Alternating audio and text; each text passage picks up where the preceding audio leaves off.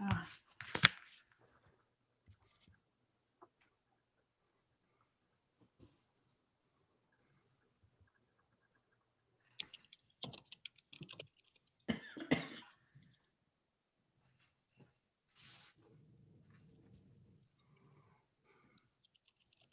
Wow.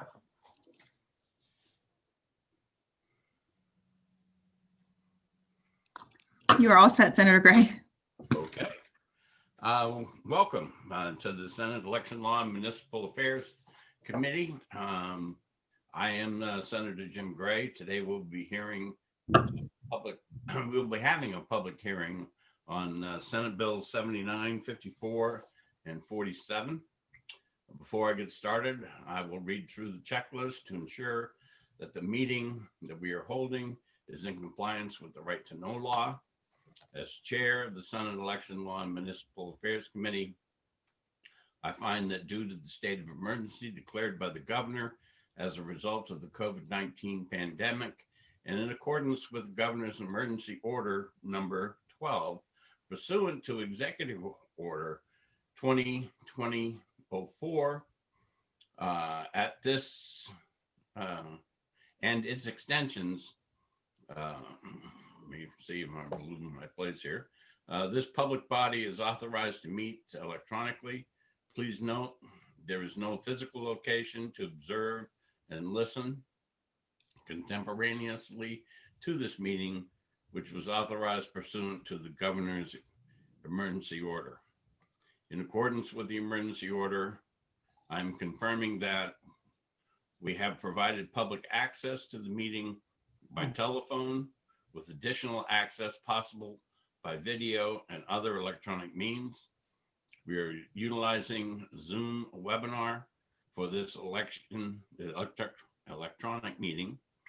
All members of the committee and selected legislative staff have the ability to communicate contemporaneously in this meeting through this platform, and the public has access to contemporaneously watch and listen to the meeting on Zoom and YouTube and via phone by following the directions and links provided on the general court website.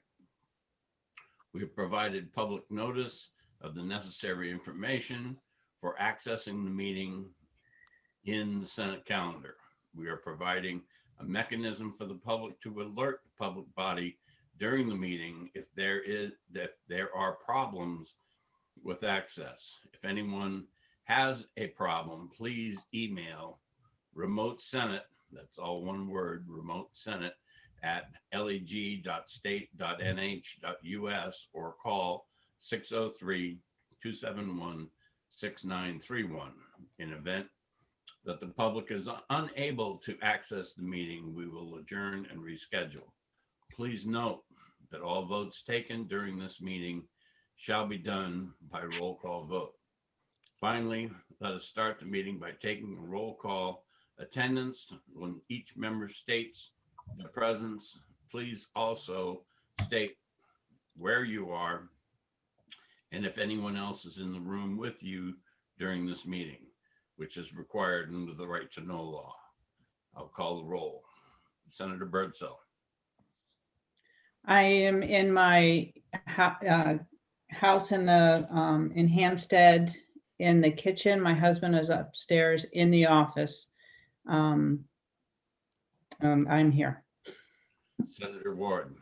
I'm in my house and started. I'm alone in the room. Senator Susie. Good morning. This is Donna Susie. I am at home in Manchester and I am alone. Senator Perkins Quokka. Good morning, Senator Perkins Quokka. I'm in my office in downtown Portsmouth and I am alone. And I am Senator James Gray. I'm in my home in Rochester and I'm alone in this room. Before we get started, there are many people, especially on the first one. I haven't looked at the sign-ins for the other ones yet, that have signed up for Senate Bill 79. There are not as many people who have signed up to speak, but should it become necessary, we will impose a 3-minute talking limit for people who are trying to testify. And hopefully if we get a lot of questions from the senators, we'll try and limit the answers and responses to those questions to 1 minute. But again, that will depend on how things move along here. We do want everyone to be able to express their opinions on the bill and communicate with us.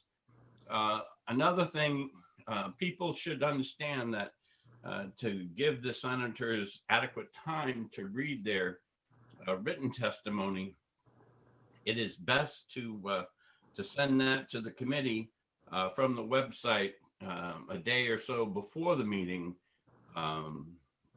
so that it can be adequately reviewed prior to the meeting being called. With that, do any of the other senators have any comments they want to make at the beginning here? No, thank you. Not seeing any, we'll move right along and we'll start the public hearing on Senate Bill 79.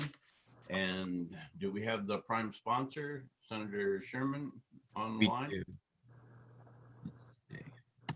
All right, Aaron, if you would. Senator Sherman, you should be able to unmute yourself. Good morning. I feel like I'm back home again. Good to see you, senators. For the record, my name is Senator Tom Sherman. I am from District 24, 11 towns on the Seacoast. And I am here to introduce SB 79. I'll be brief because I know there are many people waiting to talk more about the bill. I filed this legislation at the request of Mary Till, former state rep and moderator from Derry. The issue of being able to verify electronic machines during voting, during the voting process and sort of almost in real time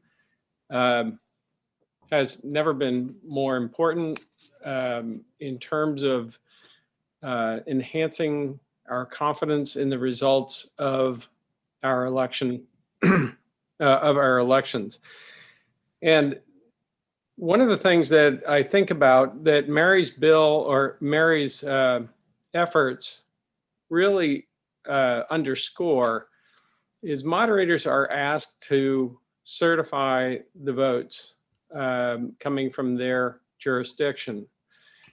And right now, they certify those with maybe an asterisk. And the asterisk says, well, yes, we followed all the rules. We've used our vote counting machine or our electronic ballot counting device. And this is what the electronic ballot counting device says. To get rid of that asterisk, this bill would allow the moderator without cause. In other words, they don't necessarily have to have a suspicion. They just want to make sure that that machine is creating a valid result. They can check the machine. The Constitution requires them to certify that vote. And what Mary's bill does is it removes the asterisks. There are many different ways that people have proposed removing that asterisk, but this is a real-time, on-site, verifiable system, still working very closely with the Secretary of State's office since they would investigate any discrepancies. But I think it's critical. We depend on the moderators for the accuracy of the votes, and really they can't attest to that accuracy fully without being able to check the machines they're using. So with that, that's what this bill attempts to address. And I defer to the wisdom of the Election Law Committee as to whether or not this is the most appropriate way to solve that problem. Thank you.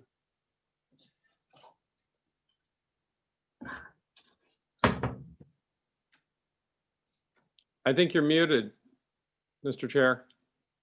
We'll try that again. When you have to cough, you have to cough. Does any member of the committee have a question of Senator Sherman? Okay, seeing none.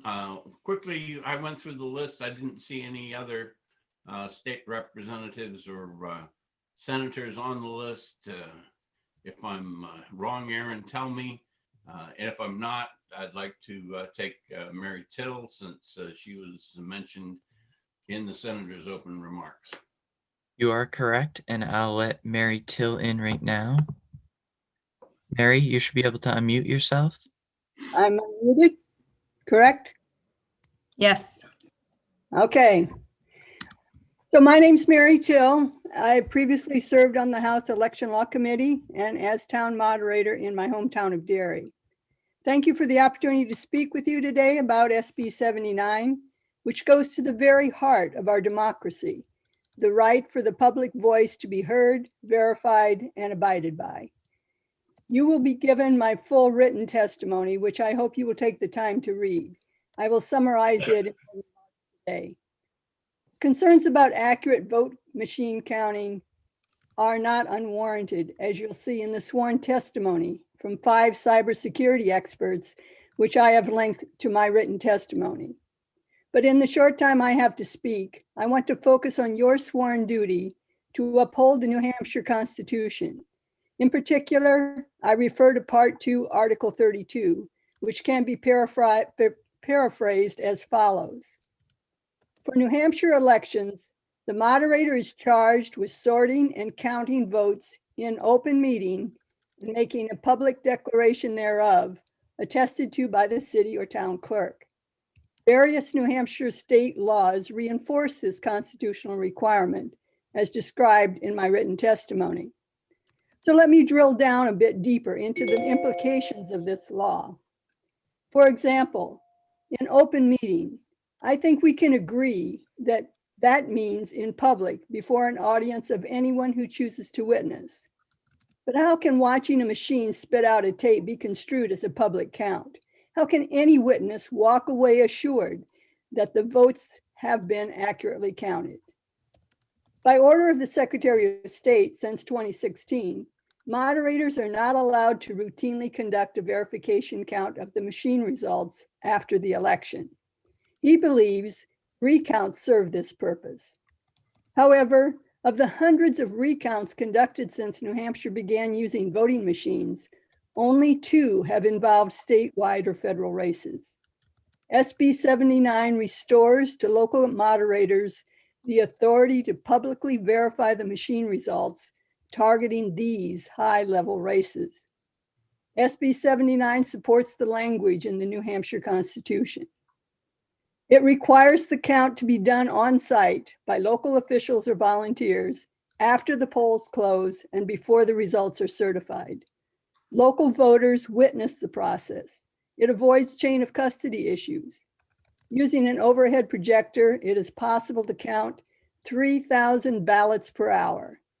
Other states are doing it. All it takes is the will to do so. And then there's the question of holding the officials who count and verify the results publicly accountable. A voter gets to cast a vote for or against a moderator every 2 years, but never does the voter get to cast a vote for Secretary of State. In the final analysis, all SB 79 is requesting is that moderators be given the authority to do what they were routinely allowed to do, and many did before September 2016.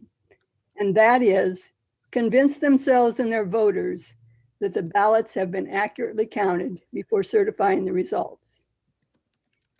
Briefly, I'd like to address the indeterminate cost of this legislation. In the first instance, SB 79 does not require the moderator to conduct a verification count, although I believe it is a best practice and already implicit in the New Hampshire Constitution. Putting that aside, using an overhead projector, the number of extra volunteers and the associated costs that towns would need would be minimal because the entire audience would be witnesses. As for the cost for the Secretary of State to investigate discrepancies, We should be happy to know that the causes of discrepancies that have been ignored for years will be finally addressed and will decrease over time. But these costs are because these costs are directly associated with ensuring the integrity of the vote, it seems that available HAVA funds are an appropriate funding source. We all saw what happened last year in Arizona, Pennsylvania, Wisconsin, Michigan, and Georgia. The senator we elect in 2022 could determine control of the US Senate. New Hampshire does matter. We must be ready to assure voters that in our state, the results can be trusted. Thank you for attention, and I look forward to answering any questions you may have. Thank you. Are there any questions of the witness from the committee members? Okay, seeing none, thank you very much, Mary. Thank you. Aaron, I would like to drop down to near the bottom of the list, and Senator Levike, former chair of this committee, I'd like to recognize her next. Okay. Senator Levake, you should be able to unmute yourself. Thank you, Senator Gray. Good morning. Good morning, members of the Election Law Committee, and good morning to the wonderful staff. I miss you guys.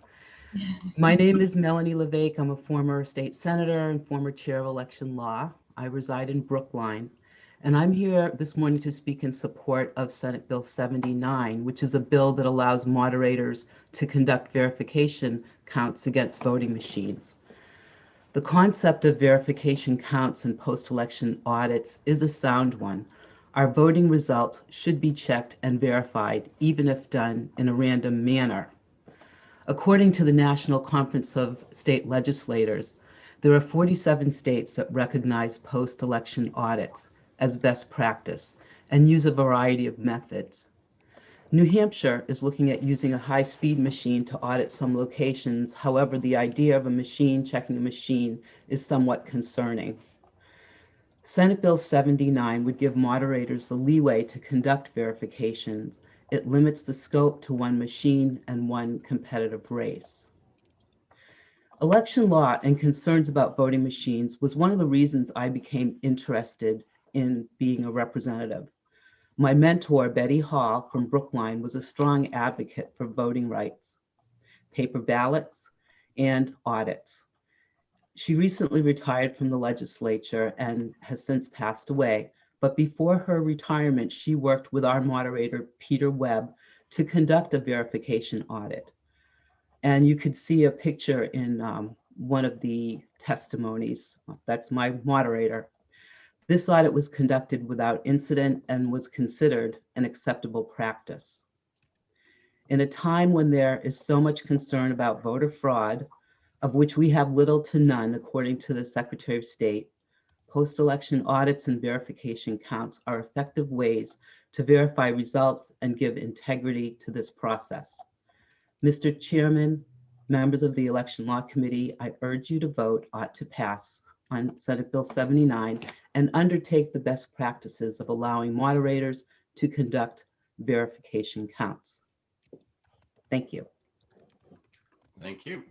Does the committee have any questions of the senator? Seeing none, thank you very much for your testimony. Aaron, your pick. I see, Senator Gray, that Mary Till has her hand raised again. Do you want me to allow her to speak? No, depending upon how we do and whether or not the committee has additional questions for her, we'll make that decision much later in this proceeding. Okay. Next I have is Deborah Sumner. Deborah, you should be able to unmute. Thank you. Yes, I'm Deborah Sumner, a former teacher, reporter, and editor, and have been involved with voting rights since 2008. I submit testimony in support of voters in the case Voters v. State of New Hampshire. Basis of my argument is on our Constitution.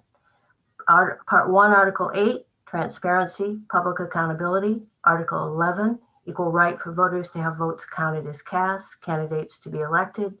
Part 2, Article 32, the moderator's duty, from a specific case in 1873.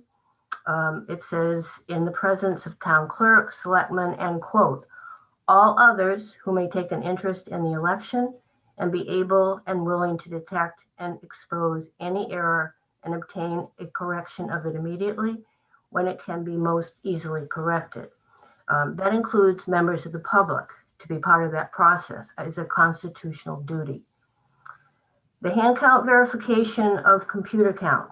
Current law recommendation from 2009 State Advisory Committee with a moderator option to oversee hand count checks for races most vulnerable to tampering.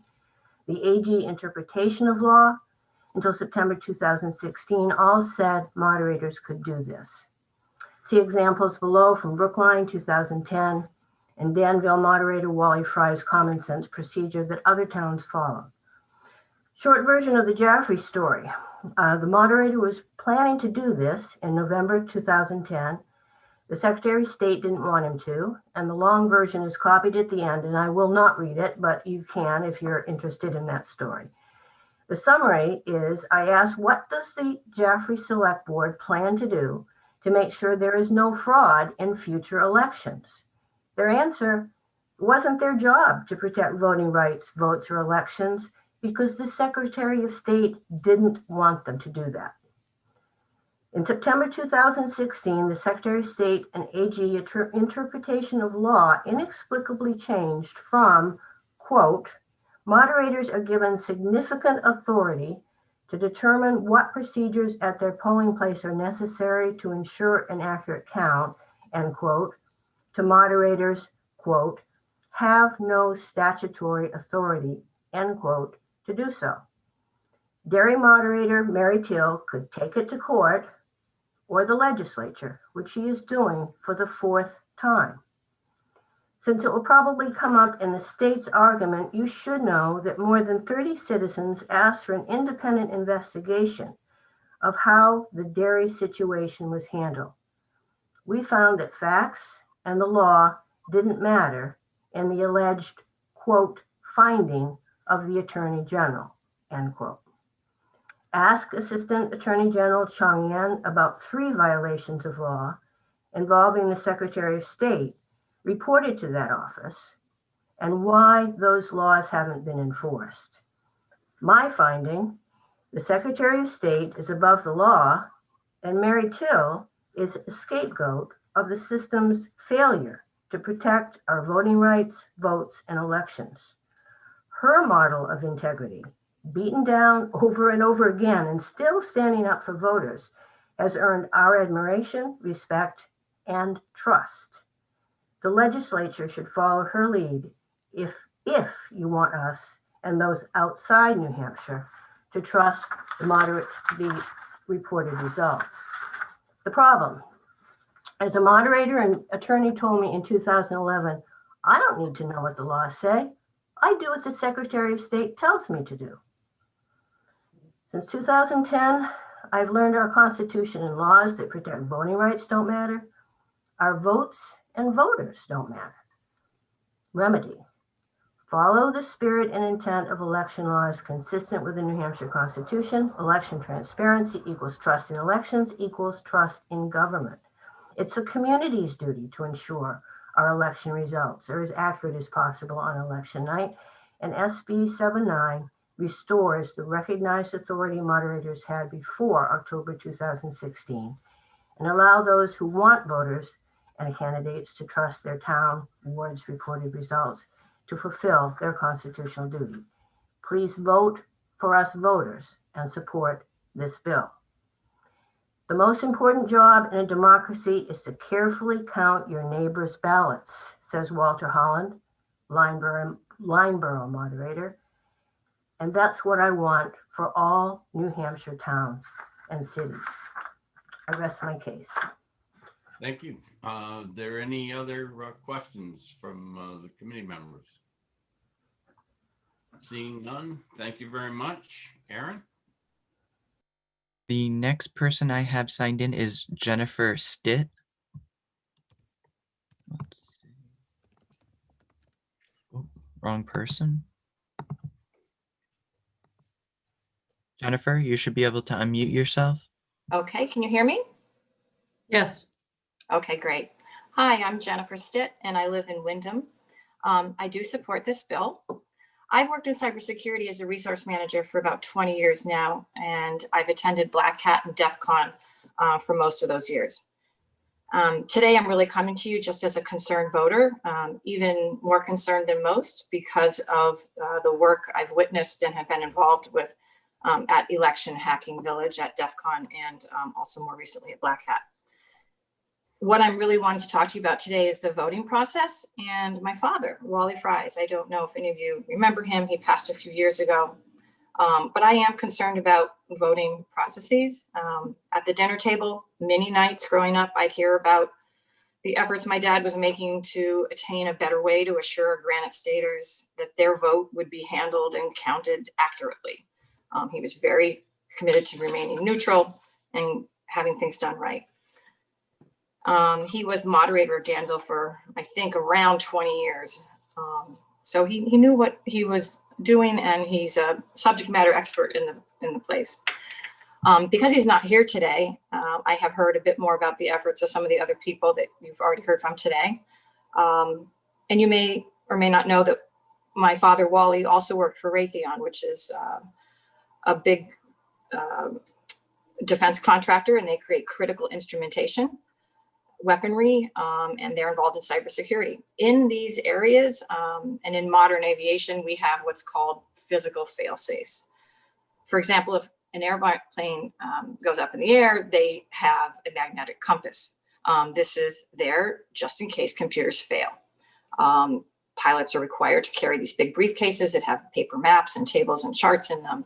And that's there because they need to be able to get back onto the ground if they don't have computers that they can rely on to think for them.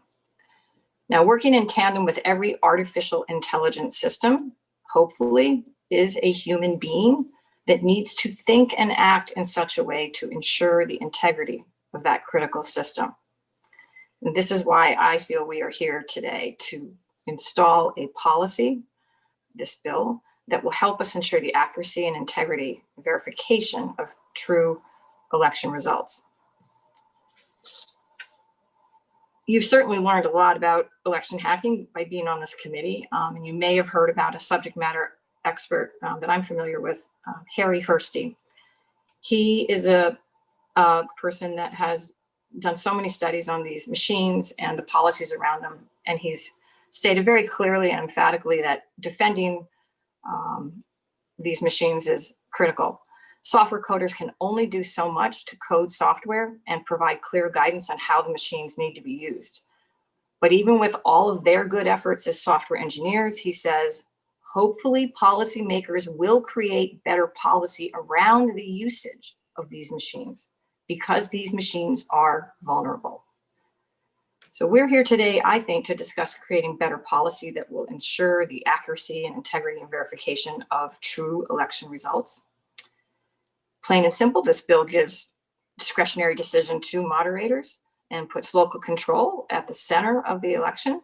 And without this bill, moderators don't seem to have as much control as they need. And this is why I think you should support this bill and how it works to everyone's advantage, regardless of politics. I think uniting around this is really easy. This is a nonpartisan issue. You're giving local control to each town and city, and you'll uphold the sanctity of every citizen's vote, and you will have spent no taxpayer money. And by passing this bill, you'll be implementing, like Harry Hursty has suggested, better policy around the usage of these machines because these machines are vulnerable. I really thank you for your time and listening to me today. This is the first time I've ever done anything like this. So thank you to all of you for your work. Thank you for your testimony. Does the committee members have any questions? Seeing none, thank you very much. Aaron? I see that Deputy Scanlon has his hand raised. Do we have anybody else on the original sign-up list first? Looks like Kevin Barnes is signed up next. I would like to take him first since Okay. want to let the deputy secretary address any of the points that are in the testimony of the people who have signed up on the list. Okay. So Ken Barnes, you should be able to unmute yourself. Yes, thank you very much. I'm here just as a voter and citizen. I'm very concerned about the accuracy of the machines. The previous speaker talked about what Harry Hursty has said and recommended, but you can easily go online and watch videos of Harry Hursty himself hacking into machines, voting machines, and changing votes. And he does it in just a few minutes time. And to know that that's possible to hack into our voting machines is kind of a chilling feeling for me as a voter. I've voted all my life and, in multiple elections a year. And I've always considered the vote to be precious. And also, I always thought that my vote would be counted. And to see people, Harry Hursty and various other experts, just literally hack into voting machines in a matter of minutes and change votes is crazy. It's makes me wonder whether my participation in the democratic process is really working. And as the prior speaker said, human beings are also involved in this. You can't just trust the machines totally. And we've all read about how hackers are able to hack into the Pentagon, for crying out loud, and hack into Google and big banks and credit card companies, and our information is compromised. Why isn't it reasonable to be concerned that our voting machines are likewise hackable, no matter how careful the programmers of the machines try to be? So I don't see why we wouldn't want to have just as I understand this bill, it's just to give the moderators authority themselves. The state's not forcing them to, but if the moderator feels like he or she can protect the vote by having a hand check of hand count of ballots, that certainly seems like a reasonable thing to do. And if not every ballot is going to be hand counted, just random checks will go a long way, I think, to deterring hackers, because you can see in these random checks that something's wrong with this particular machine or this particular vote. So I urge you to support the bill. Thank you. Thank you. There are any questions from committee members? Okay, thank you. Is there anyone else on the list before I go to Deputy Scanlon? It looks like Daniel Healy is signed in. All right. Daniel, you should be able to unmute yourself. Hi, Daniel Healy, Derry Town Clerk, speaking for my office. I am opposed to this bill as written. There was a similar bill last year that I testified on, and I was opposed to that as well. I believe after an election, any candidate or anyone from the public can request a recount if they don't trust the accuracy of the machines. So that process can be done to check and verify the results are similar to the machine results. Since I've been town clerk in Derry, we've had 3 recounts. No races have changed. They've been up or down just a few votes a candidate. So there's nothing that I see that would make it so this is really necessary. I do have a suggestion on it for the audit purpose. It doesn't have to be done right after the election. If the whole reason is just to check to make sure that the machine in the hand count is the same, why can't it be done, say, a month later? You have the option already for a recount. So we have the ballot stored. We have to have the ballot stored for 22 months in a state or a general election. They're down in our basement. Someone could come in, go through those, and verify races if they'd like. I don't see the need to have this. There was some talk about cost. There is a cost associated with this. You'd have to hire more people to do this process, to complete the process. So it would be a cost to the town, and that's if the moderator chose to do it. But when I'm making my budget, I don't know if the moderator is going to want to run a audit the day of the election or not. So there is a cost associated there if an audit is done. The other issue with this bill is in 2016, we finished the general election counting 2 a.m. This past year, we finished about 11 at night. How much extra time at the end of the night will this add when a candidate can already request a recount and have this very similar process done? So as the bill is written, I'm opposed to it, and I'd be open to any questions. Questions from the committee? Okay, not seeing any. Thank you for your testimony. Thank you. From the list of attendees, the only hand I see up is Dave Scanlon. Deputy Scanlon, you should be able to unmute yourself. I think I'm all set. Thank you, Mr. Chairman and members of the committee. For the record, I'm David Scanlon, Deputy Secretary of State, in opposition to this bill. And this bill is not new to the legislative process. It has been in front of the legislature in one form or another for several sessions now, dating back a number of years. In the testimony, you have heard about actions related to this office, the Attorney General's office, myself individually. And the only way that I really want to respond to that is just say that right along, we have a fundamental disagreement in the interpretations of the Constitution, the statutes, actions that have been taken by this office with those that are primarily supporting this bill and have been supportive of this process for some time. And I think I'll just leave it at that in responding to those accusations. I've responded to those in the past and don't think that I need to go through it again unless you want me to.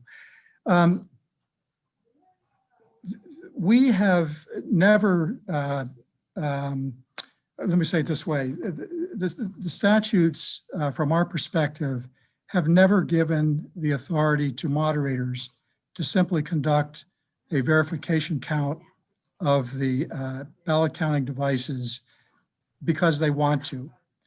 We recognize that the moderators are responsible for certifying the results and that they do have the authority to recount the ballots from the machine if they believe that there is a reason or something that occurred that puts the results in doubt. And in a situation like that, we would say absolutely the moderator should make sure that if there is some suspicion or some evidence that the machine didn't count properly, that they should make sure that there's an accurate count at the end of the election. We do not agree that the moderator simply has the authority to simply do a recount of ballots on the night of the election as a check of the device. And effectively, that's what this bill does, is it calls for a recount of an office on the night of the election. Recounts are in the purview of the Secretary of State's office. There is a process in statute that is to be followed for that to occur. And we do more recounts after any election than any other state in the country. And we believe that that's the way it should be. Whether or not these devices are used in an election or used period in a town or a city is a local decision. If people question the use of the machines and they don't want to use them, then the town or the city can decide to simply hand count the ballots. Nobody is forcing a town to use these devices. But once they are once the decision is made to use them and they're approved by the Ballot Law Commission, then the law says that those devices shall be used in the election. We recognize that any electronic device can be tampered with under the right conditions. We are very aware of Harry Hursty. In fact, we use him on a regular basis to consult with us on electronic systems that we use within the state of New Hampshire. He has reviewed our ballot counting device in the past and the procedures that we use to keep them secure. And he says, in his words, that he would recommend to any other state that uses the AccuVote devices to use the procedures that are used in New Hampshire. The way that you keep an accurate count is to make sure that you keep those devices secure and that you make every attempt to mitigate what the risks might be out there in the use of the machines. And just so you all know, the machines are kept under numbered seal at all of the entry points and in the container that houses the device. The clerks are supposed to keep those devices under lock and key.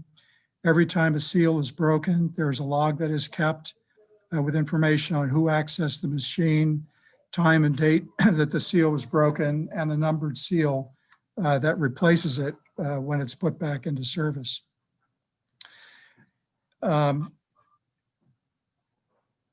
So, there are processes in place that make sure that, the ability to get into those machines is limited. There is no modem capability so that the machines cannot be accessed by Wi-Fi or Bluetooth or anything like that. And all of the external ports in those devices. So the only cord you can plug in is the power cord that turns the machine on. So there are secure items in place. That's not to say that there should not be some type of audit or check on the machine. If there is going to be such a program, then consistently over the years said that it should be some form of statewide centralized audit. And I know that Senator Gray is working on legislation that would take us in that direction. The problem that we see specifically with Senate Bill 79 and individual moderators conducting so-called verification counts, which are really recounts, is that there are no uniform procedures that are set in place. So the processes involved with doing such a count would vary from town to town and moderator to moderator. There is no definition of what constitutes a discrepancy. And I can tell you that if there is a hand count done instead of a machine count, that the numbers are going to be different because they always change according to whether the voter properly marks the ballot or not. If the voter marks the ballot in a way that the machine cannot read it, then that number is going to be off. A discrepancy, if you consider those items, it is not unusual for 1 or 2 or 3 votes per 100 cast to be off. And so if the Secretary of State's office is going to have to investigate discrepancies in excess of 1%, given what we're supposed to look at in this legislation, I think it's just going to send us down a rabbit hole. And then if we have if we have a machine count, if we have a verification count, so-called in the bill, that is different, and then if we have a request for a recount by a candidate that's involved, and it ends up being different, we're going to have different numbers every time these ballots get counted. That does not help voter confidence, even though there are legitimate reasons why those numbers vary from count to count. The whole thing with elections is you have to make sure that in the first instance, they're counted properly, that there's a procedure for a recount and an appeal. But in the end, you have to have finality to the elections so that the whole system can move forward with voters being confident that the votes that were cast and counted are accurate. And I think that we all share that goal and outcome, excuse me. So our recommendation is that if the committee believes that there should be some type of a check on the devices, excuse me, that, that there be a statewide recount, which is a random sample, that it be done using uniform standards and overseen by the Secretary of State's office. And with that, I would be happy to answer any questions.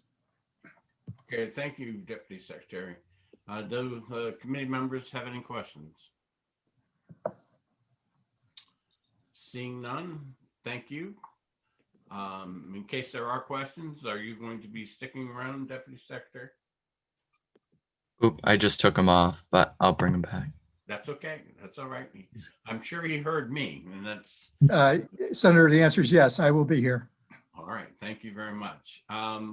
I did receive a communication from Senator Gaida that he wants to speak, asked him to raise his hand, but he has not done so yet. Oop, I do see his hand raised, so I will let him in. Thank you. Senator Gaida, you should be able to unmute. Thank you. Thank you, Mr. Chairman and members of the committee. I'll be brief. As members of the committee must know, we're almost 3 months down the road from the November 3rd election in 2020. A 6% disparity between the machine count in Windham and the hand recount done by the Secretary of State in Concord appeared. And the Attorney General, despite written request from the town of Windham to investigate that 6% disparity, declined to do so. I have railed long and hard, and they are in the process of doing so. But I would call attention to paragraph 6 of this bill. Okay, to ignore an error of that magnitude, whether or not it changes the outcome of the election, a 6% error magnitude is huge, and it cries out for some kind of investigative capacity. I would strongly encourage the committee to consider putting in place by statute the means by which a Secretary of State may and the Attorney General must investigate such disparities. What the threshold is, I'll leave to the discretion of the committee, but 6% is entirely too much. To say that, well, we've used these machines for 25 years, never had a problem before, so it didn't change the outcome, so we're not going to look at it, is simply unacceptable in the time when the sanctity of our voting system is a key component of the psyche of the American people and the people of the state. On this issue, I have had more calls and more input than anything in my 6 years in the House, and now I'm starting my 5th year in the Senate. I would ask the committee to consider adopting some of the language to require a process in place if a certain threshold is met, because not having anything and to have those elected to and entrusted with the sanctity of the process and the laws thereof not do anything is simply unconscionable. Thank you, Mr. Chairman. Thank you, Senator. Are there any questions from the committee members? Seeing none, I did notice that Mary Till's hand is back up, but I want to offer the opportunity to speak for a first time to anyone else who has not spoken. I'll give them a couple of seconds here to raise their hand should they need to. Seeing none, Mary, we'll let you speak for a second time. But I am going to set a timer. I would like you to limit your remarks. And Mary, you should be unmuted, I guess. Okay, I will be brief. I just want to respond to a couple of things that were said. Clerk Dan Healy said that the public could request a recount. That is absolutely not true. I agree that the verification count doesn't have to be done immediately on that election night because there are 3 days before the vote is certified by the moderator. But I do not agree that we should wait a month because it's too late then to make any corrections if in fact we find that the wrong winner was announced. And then also with respect to what was done in 2016, Actually, we were able to do the verification count at the same time that they were doing the regular hand count of write-in votes and votes that couldn't be processed by the machine. And we finished well before they finished any of the other things that they were doing with a totally different team than was used for the regular election work. As for what Senator or Deputy Secretary of State Scanlon had to say, it is not clear to say that you can only do a verification count if you have evidence that there's a problem. These hackers are quite capable of hacking the machine without there being any visible evidence. So that just doesn't solve the problem. He constantly refers to this as a recount. We're talking about statewide elections. No moderator counts all the votes for any statewide election or federal election. So yeah, I think that if there was a will on the part of the legislature or the Secretary of State, many minds could put together a very good procedure that could be uniform throughout the state, and that should not be an issue. And of course, I've already spoken to the fact that the cost of this legislation should be minimal. Thank you. Thank you, Mary. Does the committee members have any questions for Mary? Seeing none, are there any other hands raised, Aaron?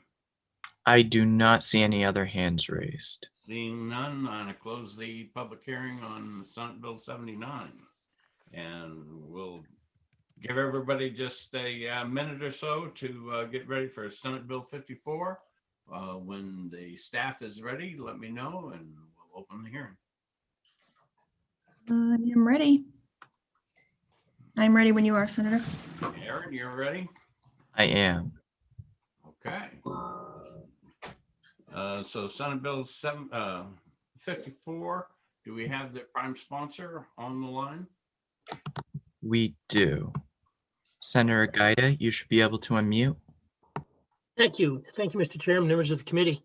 Bob Gaida, District 2 State Senator and prime sponsor of Senate Bill 54. As we seek to improve the security of our elections and the verification of those who are casting ballots, in reviewing our absentee ballots, of which we had a record number this last election, it occurred to me that there's no statutory way to verify the identity of whoever is casting the ballot or their residency in the state if they request the ballot from afar in writing, and if they cast a ballot from afar. And so what this bill would do is to allow any acceptable means of identification that's used for those who vote in person to be photocopied and included in the submission of the absentee ballot for those who choose to vote absentee. That's essentially the substance of the bill. All right. Does the committee have any questions of Senator Gaida? Senator Perkins Coker. Yes, thank you, Senator Gaida, for joining us this morning. I just wondered if you had considered sort of the burden that this places on a lot of absentee voters, including especially our more elderly absentee voters, to have to go find a copy machine and a printer and, you know, obtain a copy of their license in order to participate, and what your thoughts were on that. Well, I think that there's plenty enough time allowed between the time a person requests a ballot, and if they know this ahead of time, that this is in statute, in other words, this won't take effect here for a few more,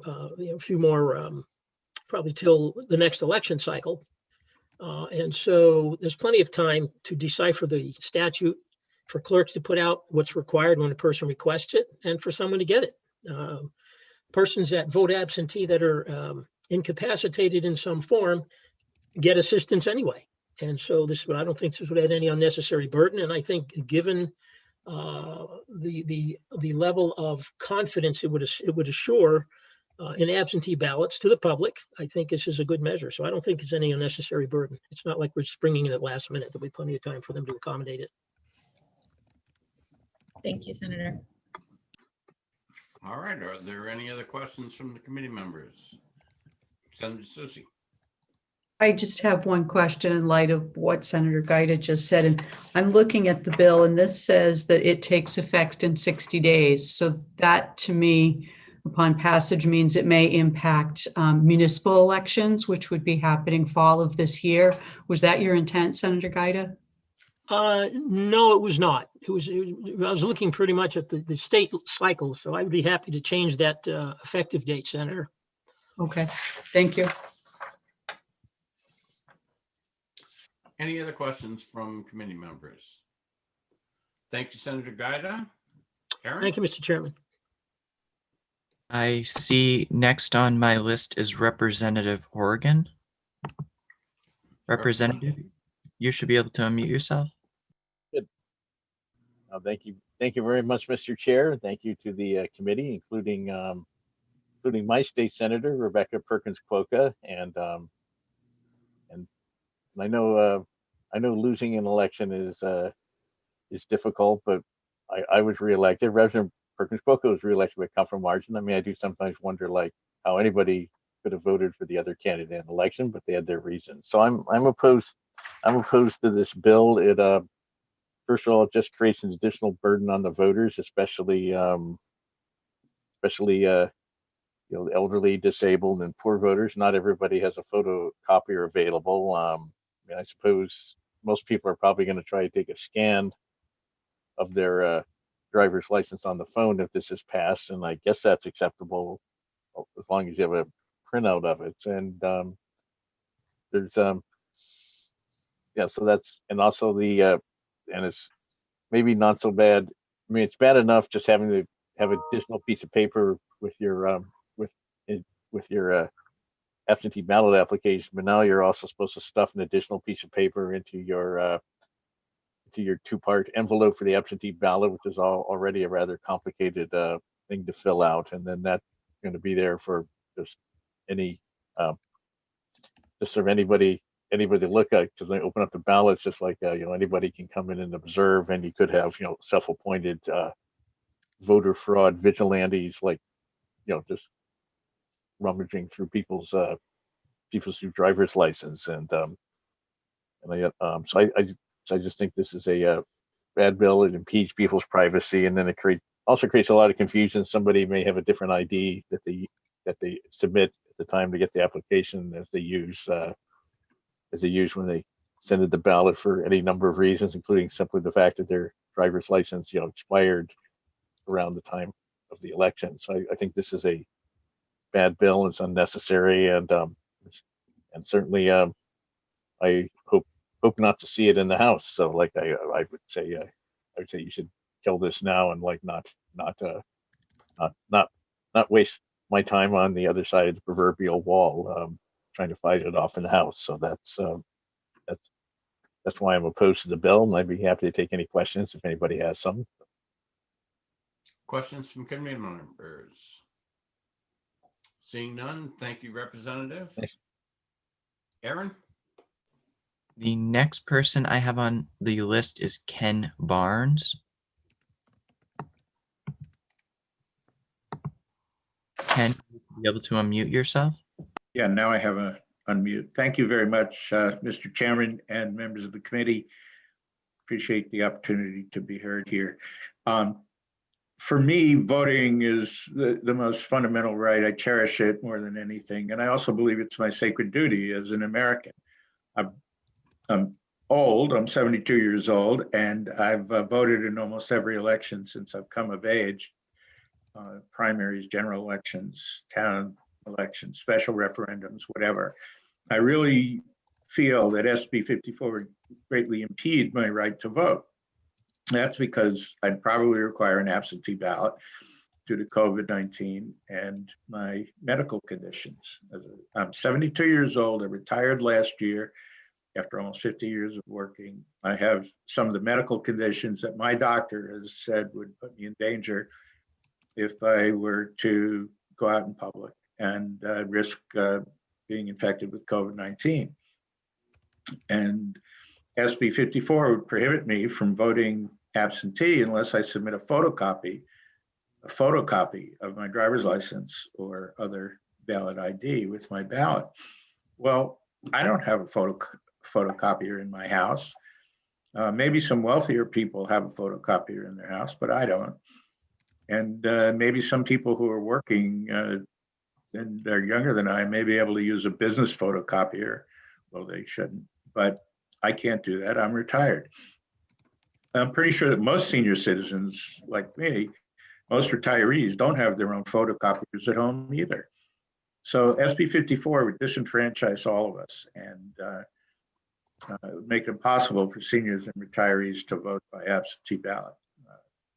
The proponent of the bill said, well, people have plenty of time to go out and get a photocopy. Well, if we're elderly and can't leave the house, or I'm lucky enough to be physically capable of leaving my house, but during COVID, my doctor says that I shouldn't, so I don't leave the house. So you'd have to have a photocopier in your house, and most of us don't. So I really think this is a bad bill, and I urge you to defeat it unless you want to disenfranchise all seniors and retirees, which I'm sure that none of you does. Thank you very much. Are there questions from committee members? Seeing none, thank you very much, Mr. Barnes. Aaron? The next person I have on the list is Michael Skibby. Michael, you should be able to unmute yourself. Thank you. Can you hear me? Yes. Good morning. My name is Michael Skibby. I'm the Policy Director at the Disabilities Rights Center of New Hampshire, here to testify in opposition to Senate Bill 54. We have concerns about the impact this bill will have on people with disabilities, particularly voters who may have paraplegia or other physical disabilities which make it difficult for them to manipulate papers, or voters with vision disabilities, making it impossible for them to use paper-based voting in a private way. I think it may be helpful to compare the likely experiences of voters with and without disabilities if this bill is adopted. Consider one example. A voter with disabilities does not drive and has been unable to secure the documents and the transportation necessary to obtain identification. Or the voter had identification, but has recently lost it. This voter does not have identification and is unable to vote under this bill. On the other hand, compare that voter with a voter without disabilities who does not have identification for some reason, or does not have a working copier or scanner in their home. That voter may either travel to the polling place on election day to vote without identification, using a challenged voter affidavit as authorized by RSA 659:13, or travel to the local and state agencies to replace their lost identification and vote absentee, or even travel to the library or UPS store to make copies of their ID in the case of a broken copier at home. One of these voters has the option to vote without identification, and the other does not. There is no justification to treat those two voters differently, especially in the absence of evidence that absentee voting by people with disabilities has a pervasive or even significant fraud problem in New Hampshire. Treating them differently is a disability-related discrimination, which the legislature should not approve. Not only is it bad public policy, but it may be prohibited by federal law, such as the Americans with Disabilities Act and the Rehabilitation Act. Now, there was a case brought last summer by the National Federation of the Blind in my office on behalf of several voters with disabilities, both with blindness and physical disabilities that make it impossible for them to privately and independently vote with an absentee ballot under the current New Hampshire procedures. Now, there have been some changes to procedure made by the state following filing of the lawsuit, which we appreciate. But the case is still pending, with trial expected in a number of months. One issue that remains unresolved is the issue of electronic return. That is, the ability to not only receive a ballot electronically and manipulate it on your computer if you are blind or have paraplegia, but also have the ability to return that ballot electronically so that you don't need the assistance of someone, therefore violating your privacy as a voter. We believe that there is technology that is available that will make that possible, and will make it possible in a way that will actually verify the identity of the person returning the ballot. So if there's electronic return. We don't think there will be any need for a voter to involve anyone else, and there will be less concern about voting privately and independently and without any concerns about verification. If this bill passes, however, that will not be possible. It will make the system less accessible, not more, and will send an unfortunate message for people with disabilities who struggle to participate fully in civic life in this state. Now, I note that there's no evidence that I know of anyway, that voters, especially voters with disabilities, are engaged in identity fraud in the absentee ballot process. So given the current inaccessibility of the state's absentee voting system for voters with disabilities, it makes no sense to add procedures to that process, which will make it even more inaccessible. At the very least, consideration of this issue should be set aside until after any changes to the current process are implemented and the legislature can consider whether there remains any significant problem with verification of the identity of absentee voters. Now, I just want to make one note about Senator Guida's comment about people who are incapacitated, as he put it, get assistance anyway. Well, if you think about it, those of us without disabilities are able to vote privately and independently. No one need know how we vote. But if we have someone assist us with the manipulation of a paper ballot because we're blind or because we're unable to use our hands, then we're not able to vote privately. So it's not really being able to vote on the same terms as a voter without disability. Thank you. I'd be happy to answer any questions. Do committee members have any questions? Okay, thank you very much. Aaron? I see that the next person signed up to speak is Janice Kelby. Janice, you should be able to unmute yourself. Good morning. Thank you for listening to my testimony this morning. My name is Janice Kelby, and I currently live in Hooksett, and I am opposed to SB 54. For many years before he died in May, I was a caretaker for my husband who had advanced Parkinson's disease. For the last few years, he could not drive and he had a really difficult time even walking. I don't know what I can say other than many people do not have a functional copy machine in their home. When I was living in Franklin, there really weren't even a lot of places to go and get copies made, especially after office hours. This makes it really tough for a person with physical limitations or an inability to drive, being forced to depend on getting help from someone outside of their homes.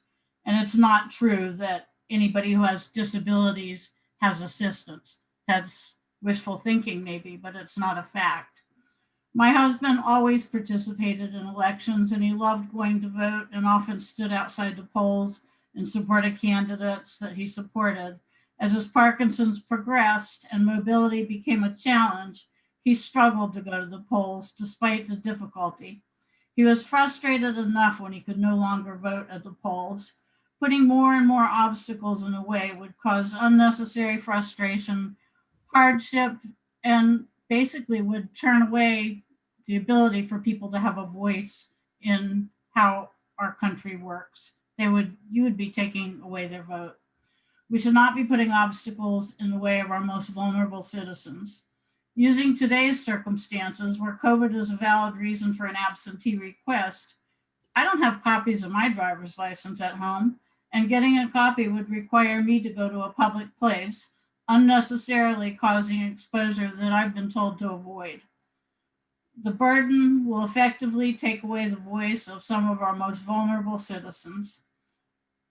There are provisions now in place, as somebody else mentioned, for in-person voting in cases where ID is not available, and to not offer that to people with disabilities who are forced to vote by absentee vote is a terrible injustice.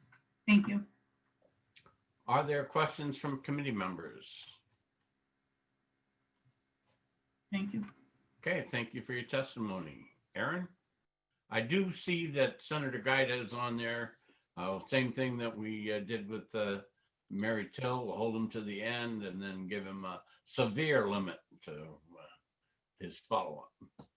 I do not see anyone else signed up to speak. The only people I do see are the three people with their hands raised: Daniel Healy, Tina Guilford, and Senator Guida.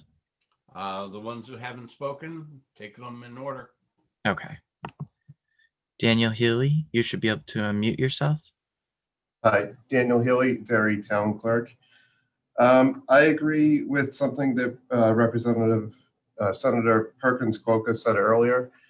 It would disenfranchise our elderly residents that can't get to a copier and get a copy of their ID. We do have a few nursing homes in town. Many residents there don't have an ID. I don't know how staff would handle them when they submit the absentee ballot request. They usually get the help filling it out, and they don't have IDs there. So I don't know what they would do, but it's not easy for elderly residents to go out and get a copy of their driver's license or their non-driver's ID. We had quite a few calls from those residents asking, how do they vote absentee? And then we give them the option. So we have the form online. You can pick it up in here in our office in person, or we can mail it to you. So we end up, those residents mostly mailing them the request, and then they mail it back. And that's really their only way of doing the absentee. So now if you put an additional step in for them, I fear that they wouldn't be able to complete that step and they wouldn't be able to vote. The other question I have on this, or the other issue, is what do we do with the IDs when we receive them? Do we then keep them with the absentee ballot? Do we have poll workers then looking at their IDs at the polling place the day of the election? What happens with those IDs? Do we just look, verify that they sent it, and then shred the ID? What's the procedure there? One other area of concern is,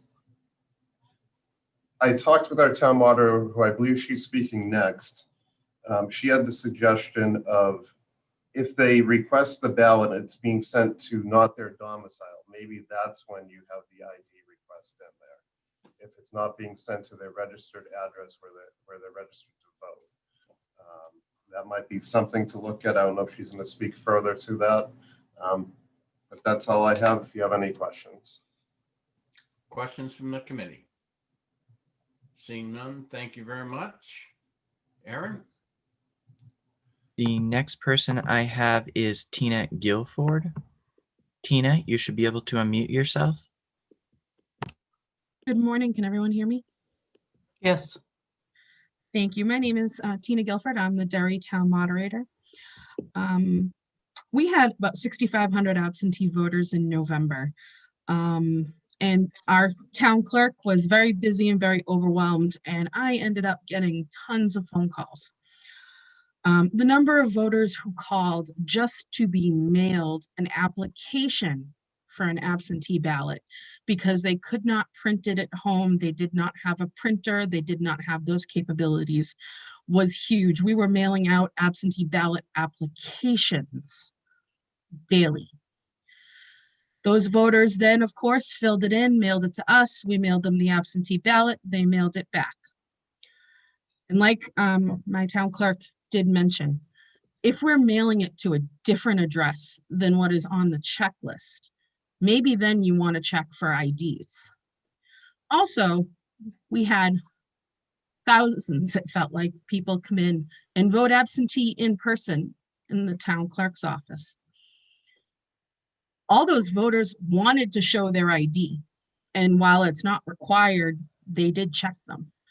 And if you want to, these people who have come in person to vote absentee, who are doing the process in person to show their ID, I think that would probably be a great idea and would make people feel very secure. But for these voters that have to vote absentee for regardless of the reason why, you're disenfranchising them and it would be suppressing their vote. Also, voters are already confused about how to send back an absentee ballot.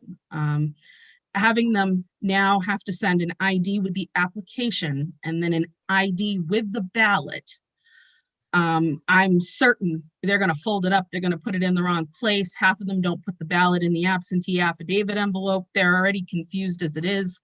You're just going to confuse them even more. So that's my statement. I do see where this could work in certain instances, but not it for, we're sending it to their address and it's coming back from their address. That was the whole point of absentee to begin with, asking them to provide even more information after they've already registered to vote and followed all those steps. Just seems like a bad idea. Thank you. Okay, does any of the committee members have questions? All right, thank you very much. Aaron, is The no one last, on the list except for Senator Gaida now, or what? it doesn't look like anyone else other than All right, Senator. so if there's anyone out there that wants to speak for a first time, I'll give you a couple of seconds to raise your hand.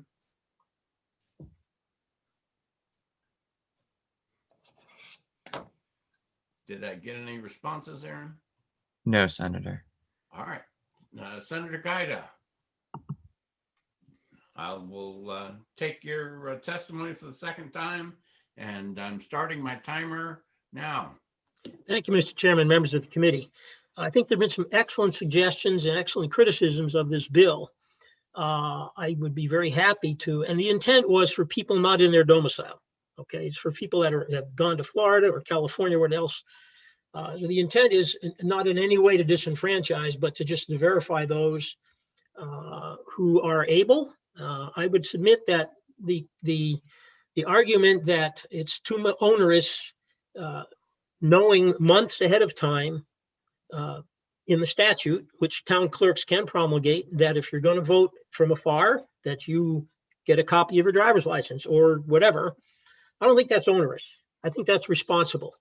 I certainly, we need to amend some things regarding those who are challenged. But I think, again, the intent of this bill was focused at those who are out of state or out of domicile and requesting an absentee ballot. And I'd be happy to make such amendments going forward. Thank you, Mr. Chairman. Thank you, Senator. Unless something has changed, Aaron, we'll call the hearing on Senate Bill 54 closed, and we'll give everybody a chance to reset before we start the hearing on Senate Bill 47.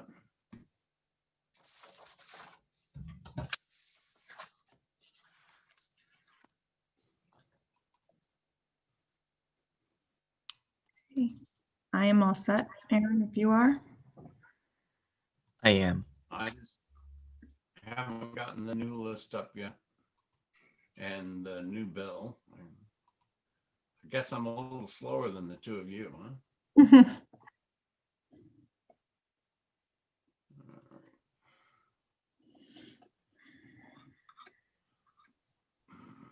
My goodness, the list of signups on this one is quite long also, huh?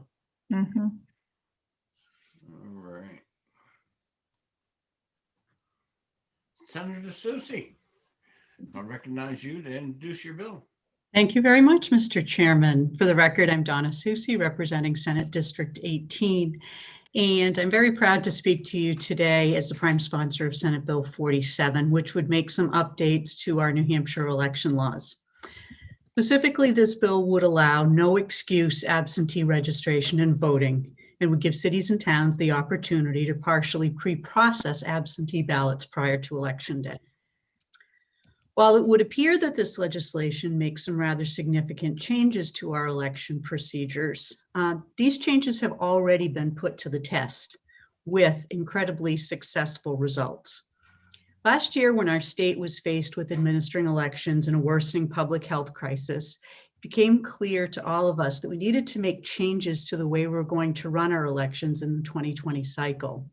With input and collaboration from our Secretary of State and from other state and particularly local election officials, changes were made for 2020 to ensure that every eligible voter had the opportunity to exercise their right to vote in a safe and secure manner without compromising the integrity of our election process. The changes that we achieved were in House Bill 1266, which allowed for New Hampshire voters to vote and register by vote by absentee in an effort to allay concerns about COVID-19. In addition of an increase in the number of absentee ballots, city and town clerks had in light of that increase, city and town clerks had requested that we create a process to allow for pre-processing. Those provisions were also included in House Bill 1266, allowing election officials to partially pre-process absentee ballots on the Thursday, Friday, Saturday, or Monday prior to the election. We know that more than 100 cities and towns across the state participated in this pre-processing. And based on the feedback from election officials, the pre-processing option was critical in making their workload on election day more manageable and keeping voter wait times shorter at the polls, ensuring once again that we had accurate and timely results of our elections. I think the overall effect of these changes, it's something I know I've talked to the Secretary of State about, that something is very important to him, is turnout. The effect of the changes was really clear. Despite the public health crisis, by making the changes that we did, our voter turnout last November was record-breaking, with 814,092 ballots being cast. This was 85,000 more than our previous record, which was set in 2016. And of the ballots cast, 261,062 of them were by absentee. That's nearly 3 times the previous high. So I think, having learned important lessons about the process and having particularly listened to our local election officials, and recognizing that our times continue to be challenging for a lot of voters, I think we need to move forward with a process that allows everyone to vote by absentee. Now, I've come about this differently than a lot of other folks. In the past, I have voted against no excuse absentee legislation for concern that, it may affect our presidential primary, that it just wasn't, we weren't ready to do it. Well, in fact, we were given the opportunity to do it. And I think it proved to me that it's a process that really should move forward. So what the bill would do is to make permanent the ability of an eligible New Hampshire voter to vote by absentee without needing to provide an excuse. The current excuses would be eliminated from the statute. So Senate Bill 27 would simply allow for anyone to apply for an absentee, provided that they meet the necessary requirements and they swear under penalty of law that they're a duly eligible voter. Certainly the pre-processing would have to continue to be a part of this. Under current law, local election officials can't begin processing absentee ballots sooner than 2 hours before the polls open. This would decrease their wait time to an hour, allowing election officials more time to begin the important work of processing the ballots. They'd still be required to post a notice of the time and place, and it would have to take place at least 24 hours in advance. The moderator would still be required to announce the time absentee ballot processing is to begin, both of which are part of current law. And finally, the bill would make permanent the ability of election officials to partially pre-process the ballots prior to election day.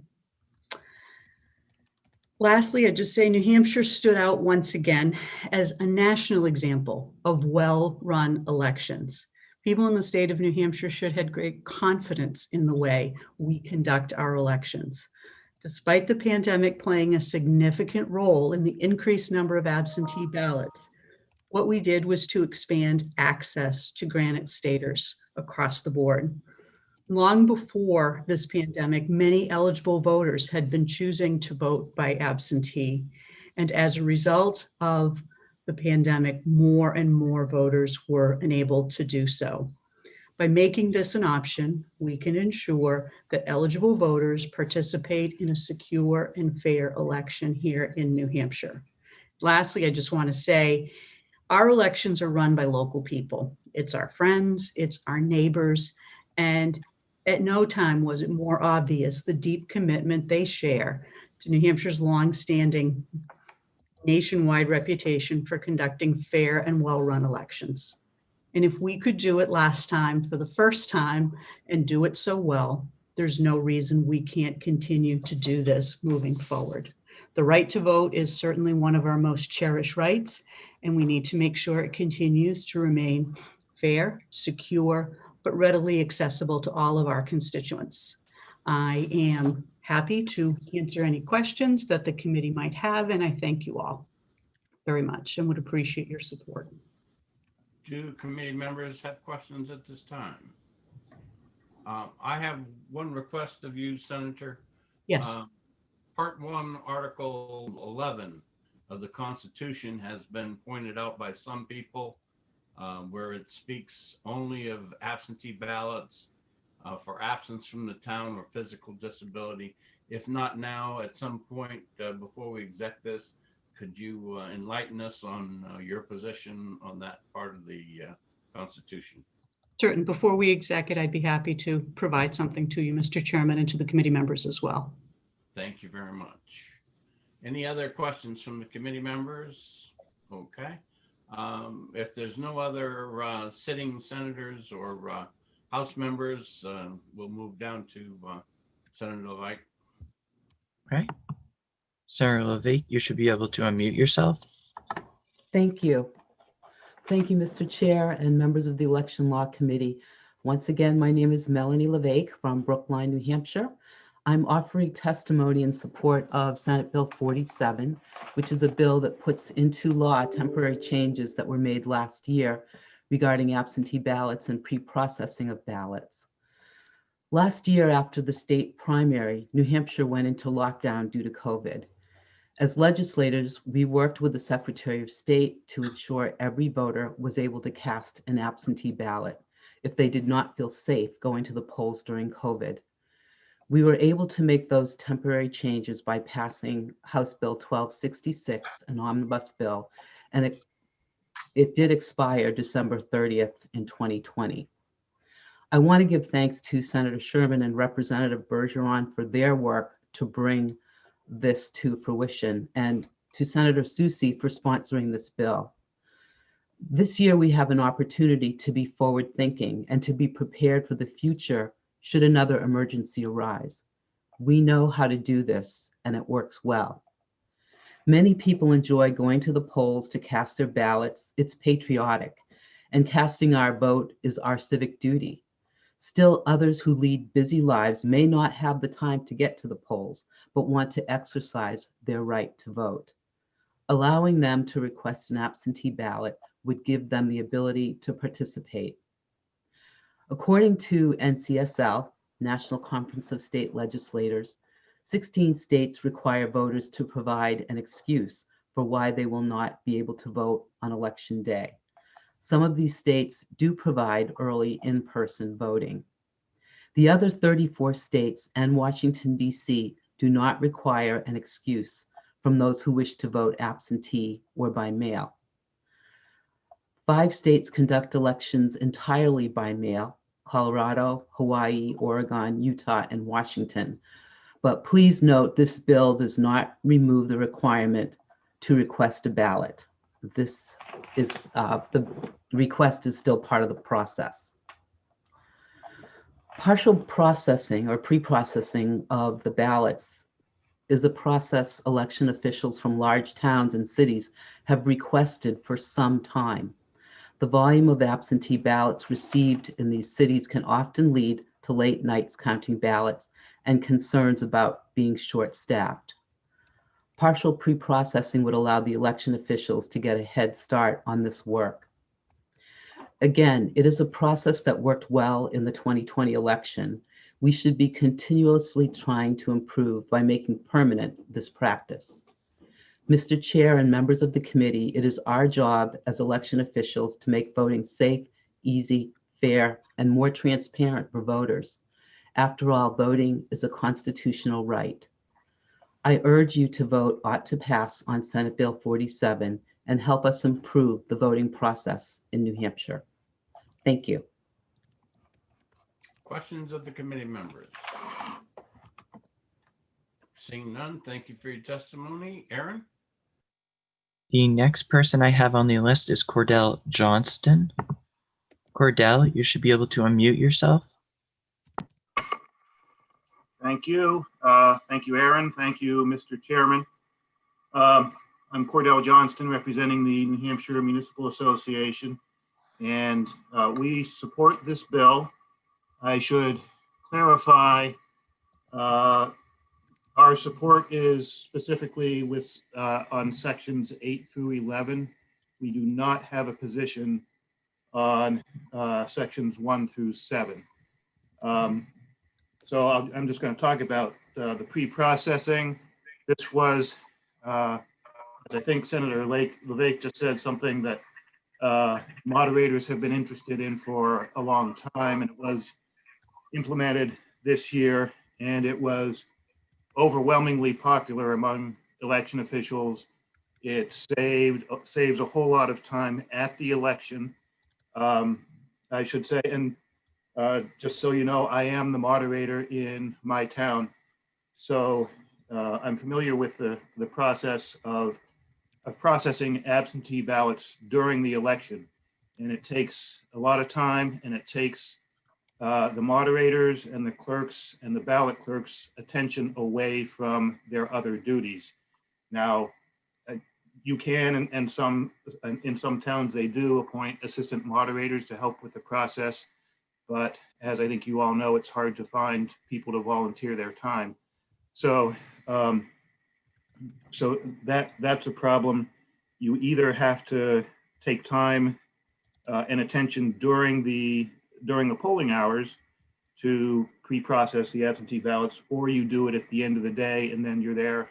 I've heard of towns being there until 1 or 2 o'clock in the morning, trying to get all that done during a presidential election. This year, with the pre-processing, it was very smooth. The one concern that I had heard about pre-processing before it was implemented was that if you allow pre-processing on a day other than the election, that means there's another day that people who want to monitor and challenge have to show up in addition to election day, and that is inconvenient. But I have to say, in the few years that I've been the moderator, this year when we were doing pre-processing, we had more challengers show up for pre-processing than we've ever had show up on election day. Now that may be because it was a presidential election and it was highly controversial, but still it did not seem to pose a problem for the people who wanted to challenge. And the benefit that really I had not thought about before, but became clear when we used the pre-processing, and we did it on Friday in our town. For the primary, there were 6 absentee ballots that were rejected because the person either forgot to sign the affidavit or did something else wrong. And our clerk was able to contact all 6 of those people and tell them, we had to reject your absentee ballot, but you still can come in to the town hall and correct it. And all 6 of them did. So those are 6 votes that would not have been counted. And 6 votes obviously can make a difference. Probably not in a presidential election, but certainly at the local level. So that was very helpful. I don't think there is any real downside to pre-processing. As far as no excuse absentee voting, as I said, we do not have a position on that. And all I'm going to say on that, I guess, is I know this is has been a divisive issue. And I hope, I recognize political reality. I suspect there is not a majority to pass no excuse absentee voting. Obviously, that's up to you. But if the committee chooses not to support sections 1 through 7, I hope you will still support sections 8 through 11 and not let the perfect, if that's the view, be the enemy of the good. Let us pass what we can get passed. and save, if there's not support for the no excuse absentee voting, save that for another day. And that's all I have, unless anyone has any questions. Thank you very much. Okay, are there any questions from the committee members? Seeing none, thank you very much. Aaron? The next person I have is Ken Barnes. Ken, you should be able to unmute yourself. Okay, got it. Thank you very much, Mr. Chairman, members of the committee. Just say briefly, I support this bill because I think absentee voting was very helpful to me and many others in this election.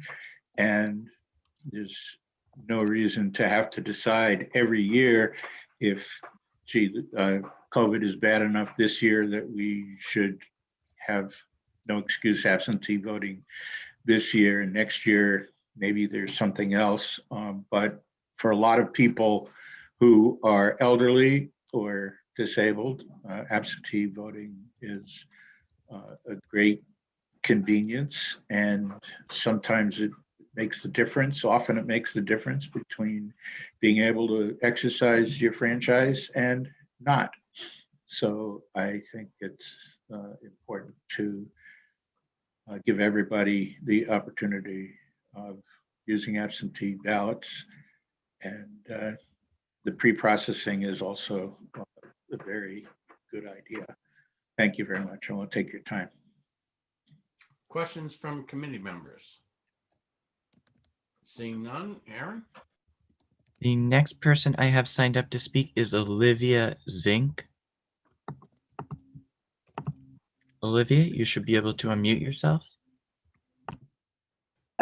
Good morning, members of the committee. For the record, my name is Olivia Zink. I'm the Executive Director of Open Democracy Action, and we are a nonpartisan nonprofit, and we support the entirety of this bill. No excuse absentee is really fundamental to ensuring that anyone who wishes to vote has an opportunity. And the pre-processing we saw very successful this year. It's really important that voters, that we look at what is a pro-voter piece of legislation. And to me, this is a very pro-voter. So with that, we urge you ought to pass. Questions from committee members? Seeing none, thank you very much. Aaron? I don't see anyone else signed up to speak. However, there are three hands raised. Deputy Scanlon is the first one. Do you want me to let him in first or the other three instead? Again, I kind of like to have the deputy come last so that he can address any of the issues that are out there. If there's anyone else that wants to raise their hand to speak, I would appreciate you doing so that when we get there. So if you would go through the rest of them, Aaron, I would appreciate it. And then we'll get to Deputy Secretary. Okay. The first one is Marie Marston. Marie, you should be able to unmute yourself. Maybe she hit the hand raise on accident. Yes, probably. All right. She's probably dying right now. All right, so the next person is Tina Guilford. Tina, you should be able to unmute yourself. Hello, can you hear me? Yes. Good morning again. Derry Town Moderator. My name is Tina Guilford. Honestly, no excuse absentee. I am certain that the people who have already voted absentee and found it very convenient are prepared to check off whatever box they need to vote absentee and to continue to do so in the future. I don't think there's anybody who actually investigates why people are voting absentee. They'll just say they're out of town, and even if they're not, I think that all this absentee is coming, whether anybody likes it or not. With that said, I do have to thank you guys for clearing up the absentee envelope and to get rid of the two sides. On page 6, line 37, there is a part about that you're a voter in the city or town and of New Hampshire and in the ward. So we have districts here in Derry. We have 4 of them. I'm going to tell you right now, this is on the affidavit part of the envelope. It's on the inside. Voters in Derry, most of them have no clue what district or ward that they're in. And it's already organized by district or ward by the outside of the envelope. We already have to have them alphabetized ahead of time to each absentee. So when we run an absentee voter report, it runs for each district. So we have to alphabetize them already ahead of time. There's absolutely no reason to put that in there. And here in Derry, like I said, we had 6,500 absentee ballots. And we were given permission by the Secretary of State to pre-process over 2 days, as long as we did it by district. So we did our districts 1 and 3 on Thursday and districts 2 and 4 on Friday. 1 was from 9 a.m. to 3:30 on Thursday and 9 a.m. to about 2:45 on Friday. It specifically says in the bill that we're supposed to have only 1 session, but for us larger cities and towns like Derry, with thousands of absentee ballots, we would have been there for hours trying to do it all on 1 day. So having the ability to be able to do it by district, so it is a defined, it's defined. It was 1 and 3 on that day. Everybody we had gotten from 1 and 3 from the day before, and then everybody we got from 2 and 4 on the next day. And so we did about 5,000 pre-processed ballots. We still did about 1,600 on election day that we got on Sunday, Monday, and even a few we got in on election day. So that definitely needs to be a part of it as well for us larger towns that have districts and wards. Thank you. All right. Are there any questions from committee members? Senator Susie, I see your hand. Yes, thank you, Mr. Chairman. Just a question about people actually just applying, even though there is language that says legally that you're signing under perjury, that you are not able to be present. Did you get any questions from folks early on that had concerns about signing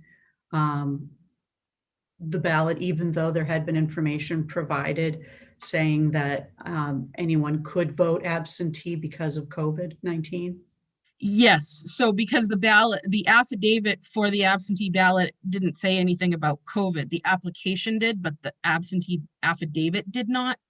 So we had a lot of people here at town hall that would come in and get their absentee ballot. They completed their absentee ballot and then, they turned it in and then they left. So they were doing the whole thing at once. And they were very confused. Where do I sign? What side do I sign on? And we were telling them sign on the right, sign on the right. There was a post-it inside that had been provided by the Secretary of State for them to sign on the right. But voters were still confused. But what I did get the sense, because a lot of people walking out the door were going, oh, well, this was way easier than waiting in lines to vote. I don't see why we can't just do this all the time. And a lot of people were like, yeah, we'll just check the box. I heard conversations as people were leaving that they're planning on doing it in the future. So. Thank you. Any additional questions from the committee?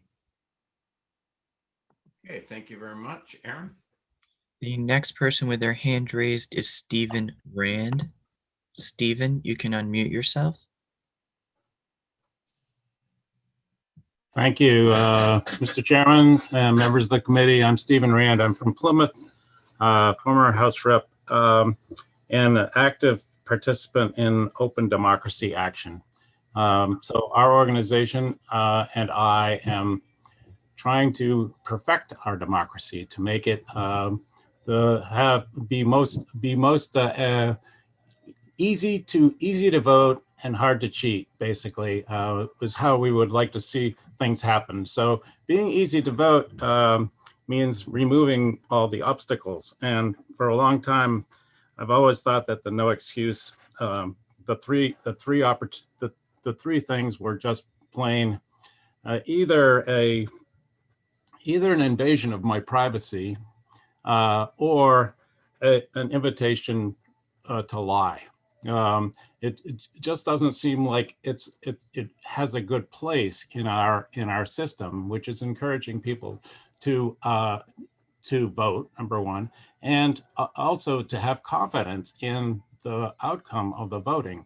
Because if you can look at it and say to yourself, oh, well, all I need to do is sort of fudge a little bit on this process, then that is not working towards creating a universal feeling of fairness about the whole voting process.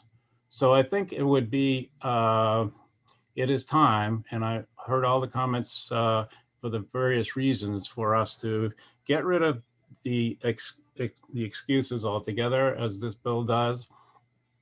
And then if we can pile onto that, the having a universal absentee balloting opportunity, that will be very good. So thank you very much for your attention.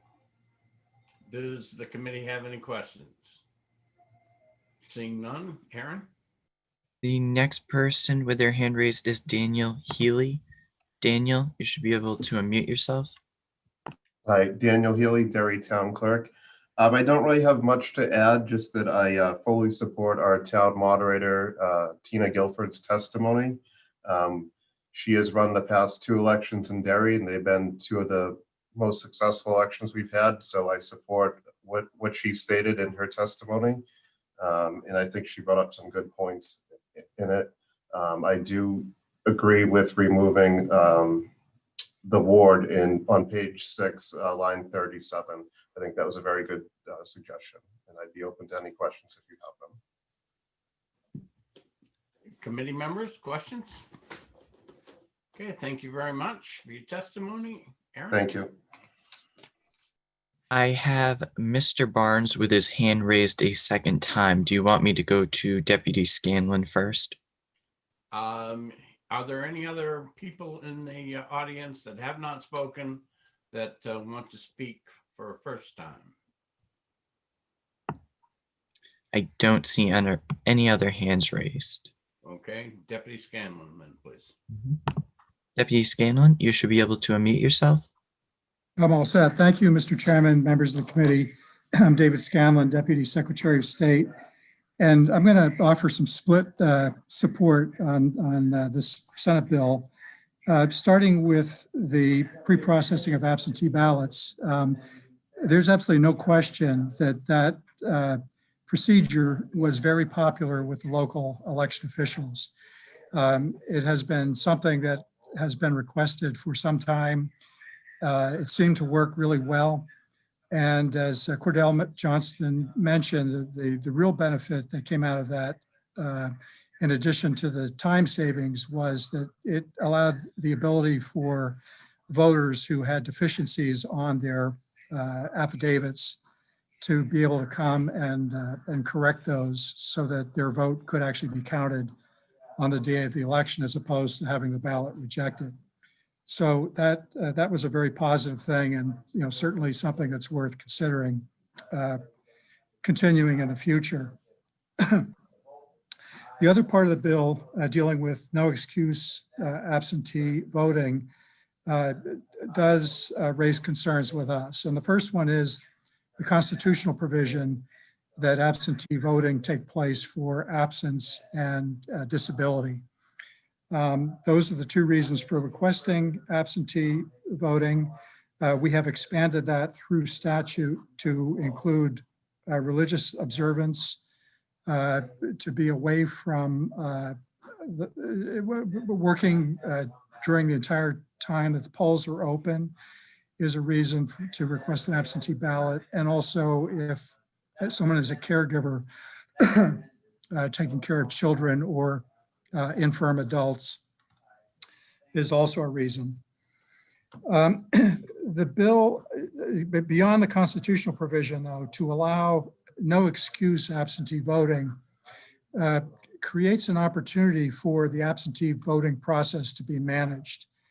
You may have heard of terms like ballot harvesting or managing votes in other states where political parties or campaigns being very sophisticated now in the way that they try and drive voter turnout can identify voters who might vote by absentee, offer them assistance in that process, help them with their ballot once it's received, and then make sure it gets back to the appropriate place on a large scale.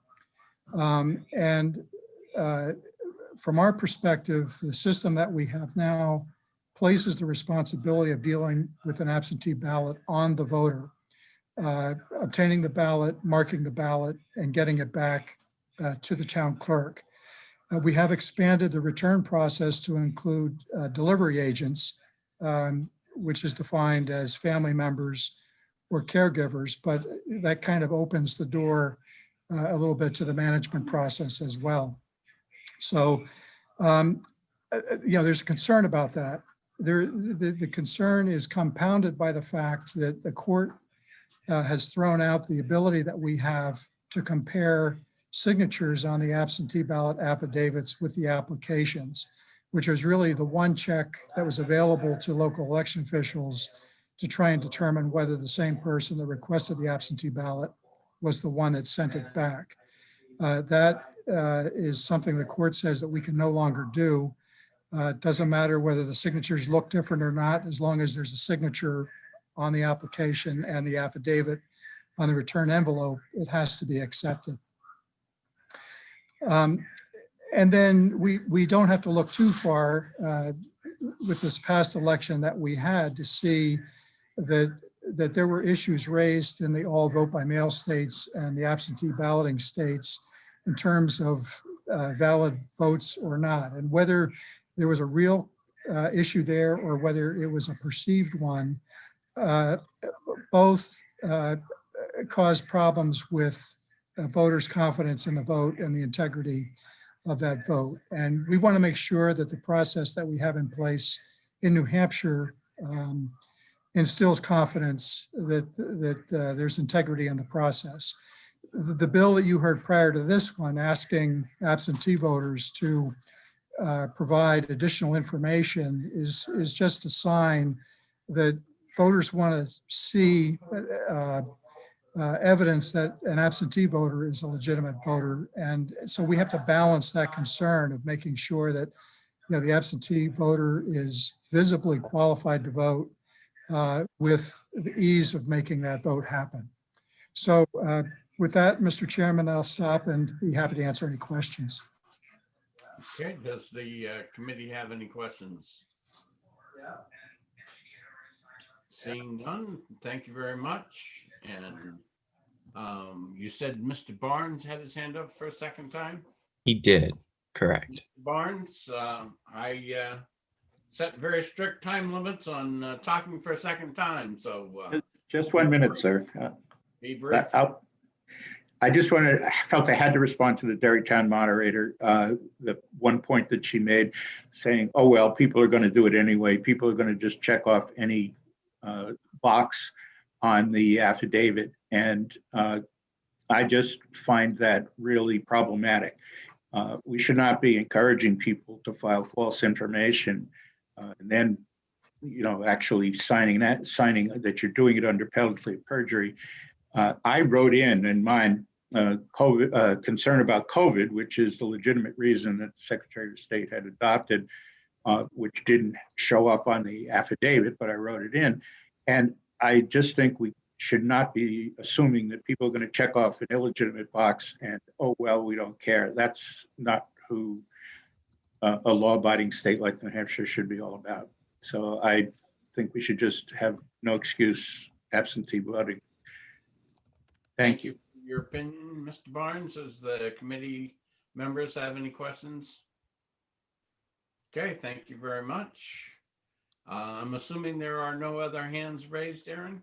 I do see Tina Guilford has raised her hand for a second time. Tina, the Same comments to you. I limit the second speakers to very little time. Thank you very much, Senator Gray. I just wanted to clarify, I was not encouraging in any way, shape, or form for someone to lie on an affidavit. All I was stating was that this was the conversations I was hearing during my hours spent assisting the town clerk as we put, we did the Sunday before the election from 12 to 2. People were able to come in for an absentee ballot, and we had a line out the door, and we had almost 200 people come through. So those were just the conversations I was hearing. I definitely do not support anyone lying on an affidavit. Thank you very much. Questions from the committee? Seeing none. Aaron, no other hands? No other hands. Just as a point, the last two speakers kind of got into a back and forth. We want to try to avoid that in the future. Please refrain from doing that. If you want to express your opinion about a particular issue, but please do it respectful of the other people who have spoken. So unless there's any other comments from committee members, we'll close this hearing. I would like to give you guys the opportunity to speak about these bills and the bills that we took in the last session. To do that, you need to go into executive session. I do not anticipate that you will be voting on anything today. But again, because of the way the law is, if you want to speak about those bills, you do need to go into executive session. But that is your choice. And is there a motion to go into executive session? I would move we go into executive session. I'll second. Moved by Senator Susie, seconded by Senator Birdsell. I will call the roll. Senator Birdsell. Senator Birdsell votes yes. Senator Ward. Senator Ward votes yes. Senator Susie. Senator Susie votes yes. And Senator Perkins Voca. Perkins Voca, yes. And the chair votes yes. Just to catch you up, Senate Bill 30, we did send over that request for the amendment because they are still working on consolidated bills and other things. That has not come back to us yet. As soon as it does, I will provide that to you. On one of the other bills, and let me look up the number. I did receive some, this was the bill about using the poll books. I did receive some information from the deputy secretary. I will forward that after this meeting to Tricia to have it put up on the website. It does have some words in there about expanding the use of it just slightly. I'm not sure whether, but I want to give all of you the opportunity to see that before we have that discussion. Are there any other comments about any of the bills that we've heard that other committee members want to make? Senator Ward. I have a question on 79 for the moderator. If the moderator is the legislator who is at that same time also running for the seat, is that a conflict of interest? There are special provisions in state law that we will get into when we take up some of the omnibus bills that are coming that talk about, there's actually two provisions in state law that talk about election officials being able to serve in their election roles while on the ballot for that position and other positions. So I would, I will send you some references to that. I don't have them right at this point, but the two statutes do have a bit of a conflict in there You can look up the bill I submitted last year that got sidetracked because of the COVID stuff for more information, but it will come up, like I say, in some of the bills that we've combined together. That's And good, thank you. all right, any other questions on any of the bills that we've got out there? I just have a timing question, if I may, Mr. Chairman. Is it your intent to then try to vote on Thursday when we meet again? Again, right now, the only bill that I know of that's really ready is 30. I haven't heard any feedback from any of you on the other bills. I think that some of the things that are coming forward in the combined bills will have impacts on the bills that we've heard today. And so it may be better for the committee members at least to get those bills and be able to read them, if not have the complete hearing on them before we take action on the bills that we have previously heard. If anybody wants to weigh in on that, I'd be more than happy to listen to you. It also looks like Thursday is going to be kind of a full day too. Based. Yeah, Tricia and I talked about that when we scheduled them. But the last two bills that came to us were FNs, so I wanted to get them right up on the list of things to do. Remember, I only have one vote on this. You guys have got 4, so you get to tell me what to do. Do we have any more coming through? Do we know? I have not seen any. Again, I have not seen we any. know that there's going to be 2 omnibus bills that are coming. Okay. And I guess I'm the author of most of that stuff on both of those bills. So the vice chair will get plenty of time to act in my stead during those hearings. So I'm sure Right, she's thank you. about that. Other questions? That seems very reasonable. All right. Do we have a motion to come out of executive session then? So moved. Second. I have a motion by Senator Birdsall, a second by Senator Susie. I will call the roll. Senator Birdsall, Senator Bertzel votes yes. Senator Ward, Yes, Senator Susie, Yes. Senator Perkins Boca, Perkins Boca, yes. and the chair votes yes. Do I have a motion to adjourn? So moved. I have a motion by Senator Susie, a second by Senator Birdsall. We'll call the roll. Senator Birdsall, Senator Bertzel, yes. Senator Ward, yes. Senator Susie, Yes. Senator Perkins Boca, Yes, sir. and the chair votes yes. Thank you all, and we'll see you dark and early Thursday morning, I guess, huh?